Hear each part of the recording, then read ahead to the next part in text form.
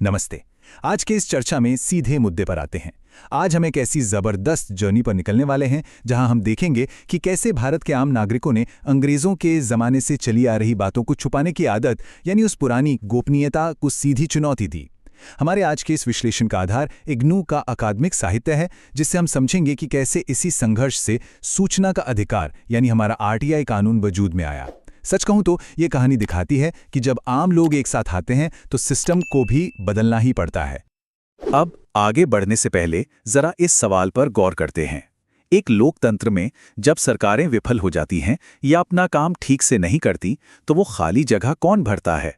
मतलब व्यक्ति और राज्य के बीच का वो गैप कैसे भरता है?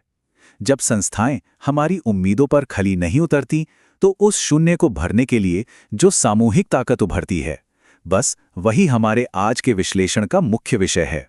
तो आज का हमारा एजेंडा बिल्कुल क्रिस्प है। सबसे पहले नागरिक समाज क्या है, दूसरा ऐतिहासिक जन आंदोलन, तीसरा गोपनीयता बनाम पारदर्शिता और चौथा सूचना के अधिकार का उदय। चलिए शुरू करते हैं। खंड 1, नागरिक समाज क्या है। अब इतिहास में गोता लगाने से पहले ये समझना जरूरी है कि आखिर हम किस समाज की बात कर रहे हैं। नागरिक समाज, या जिसे हम सिविल सोसाइटी कहते हैं, ये शब्द असल में रोमन शब्द सोसाइटिस सिविलिस से निकला है।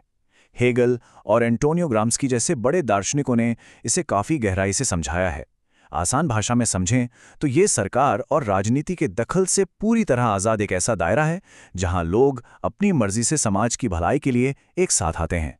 एक तरह से ये जनता और सरकार के बीच का एक बेहद ज़रूरी पुल है जो एक प्रहरी की तरह काम करता है। और हाँ, आज की चर्चा का जो मुख्य आधार है, इग्नू की लोक प्रशासन पाठ्यक्रम सामग्री, वो इस बात पर बहुत जोर देती है कि इस सामूहिक और स्वायत्त स्थान के बिना आप लोकतंत्र और मानवाधिकारों की कल्पना भी नहीं कर सकते। लोकतंत्र को जिंदा रखने के लिए इस सिविल सोसाइटी का होना बिल्कुल मस्ट है। खंड 2, ऐतिहासिक जन आंदोलन। चलिए अब कुछ थ्योरी से बाहर निकलते हैं और जमीनी हकीकत पर आते हैं कि इस नागरिक समाज ने भारत में किया क्या है। अगर हम इतिहास के पन्ने पलटें तो 1905 के अहिंसक स्वदेशी आंदोलन से लेकर, जहां हजारों लोग विदेशी शासन के खिलाफ शांति से खड़े हो गए थे, 1970 के दशक के चिपको आंदोलन तक, जहां महिलाओं ने लिटरली पेड़ों को कटने से बचाने के लिए उन्हें गले लगा लिया था, हमें इस सामूहिक शक्ति के कमाल के उदाहरण मिलते हैं। और 1973 का साइलेंट वैली विरोध याद है, जिसने एक जल विद्युत परियोजना के खिलाफ आवाज उठाई थी। ये सब दिखाता है कि नागरिक समाज असल में काम कैसे करता है। और ये सिलसिला रुका नहीं। 1980 के दशक में बिहार के आदिवासियों का जंगल बचाओ आंदोलन, फिर 1985 का वो मशहूर नर्मदा बचाओ आंदोलन, जिसने बड़े बांधों के खिलाफ किसानों और पर्यावरणविदों को एक साथ ला खड़ा किया। और यही वो जमीनी लामबंदी थी जो 1990 के दशक में मजदूर किसान शक्ति संगठन यानी MKSS तक पहुंची। और पता है, यहीं से पहली बार सूचना के अधिकार की वो ठोस मांग उठी थी। वैसे ये ताकत सिर्फ पुराने इतिहास की बात नहीं है। जरा हाल ही के कुछ बड़े आंदोलनों को देखिए। 2011 का अन्ना हजारे वाला जन लोकपाल भ्रष्टाचार विरोधी आंदोलन, या फिर 2012 का वो निर्भया आंदोलन जिसने सच में पूरे देश को झकझोर कर रख दिया था। लाखों लोगों के हस्ताक्षर, सड़कों पर उतरा वो जनसैलाब।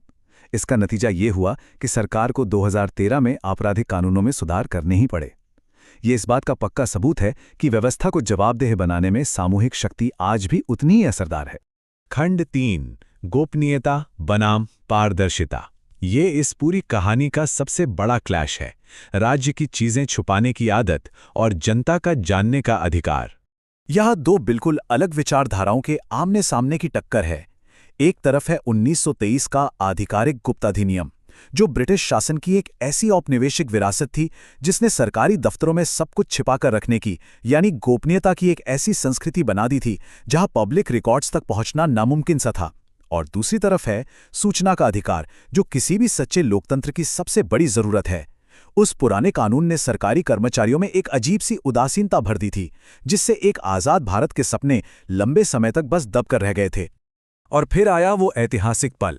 1975 के यूपी बनाम राजनारायण मामले में सर्वोच्च न्यायालय ने बहुत ही साफ शब्दों में कहा, हमारी जैसी एक जिम्मेदार सरकार में जहां जनता के सभी एजेंटों को उनके आचरण के लिए जिम्मेदार होना चाहिए, वहां कुछ ही रहस्य हो सकते हैं।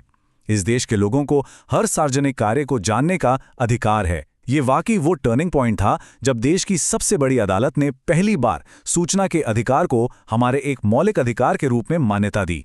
खंड 4 सूचना के अधिकार का उदय। चलिए अब देखते हैं कि नेशनल लेवल की ये बड़ी सी कानूनी जीत असल में जमीन पर कैसे शुरू हुई थी।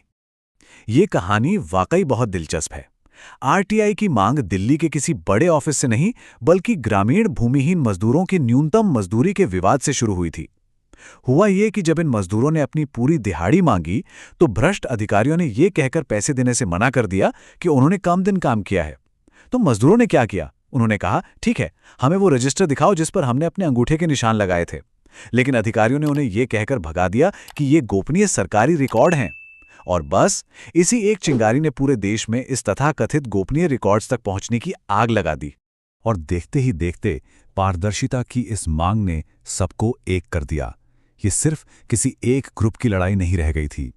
ग्रामीण गरीबों और मजदूरों के साथ साथ पर्यावरणविदों ने भी मोर्चा संभाल लिया, खासकर 1985 की दर्दनाक भोपाल गैस त्रासदी के बाद। उस हादसे ने साफ कर दिया था कि विकास के नाम पर जानकारी छिपाने की कीमत कितनी भारी पड़ सकती है। फिर क्या था? मानवाधिकार कार्यकर्ता, पत्रकार, वकील, शिक्षाविद और यहां तक कि बहुत से सेवारत और रिटायर्ड सिविल सर्वेंट्स की इस मुहिम का हिस्सा बन गए। और फिर इतने लंबे और मुश्किल सफर के बाद वो साल आ ही गया, 2005। ये वो साल था जब अंततः सूचना का अधिकार अधिनियम या कहें आरटीआई लागू हुआ। ये सिर्फ एक कागजी कानून का पास होना नहीं था, बल्कि ये इस देश के नागरिक समाज की, आम लोगों की सबसे बड़ी जीतों में से एक थी। तो आरटीआई अधिनियम ने हमें सिस्टम से सीधे सवाल करने की ताकत तो दे दी, लेकिन इस चर्चा को खत्म करने से पहले एक सवाल है जो हमें खुद से पूछना चाहिए। आज के नागरिक समाज के रूप में क्या हम अपने इस लोकतंत्र को स्वस्थ और जिंदा रखने के लिए इस अधिकार का सही और पूरा इस्तेमाल कर रहे हैं? इसी विचार के साथ हम आज का ये विश्लेषण यहीं समाप्त करते हैं। हमारे साथ इस सफर में शामिल होने के लिए बहुत बहुत धन्यवाद।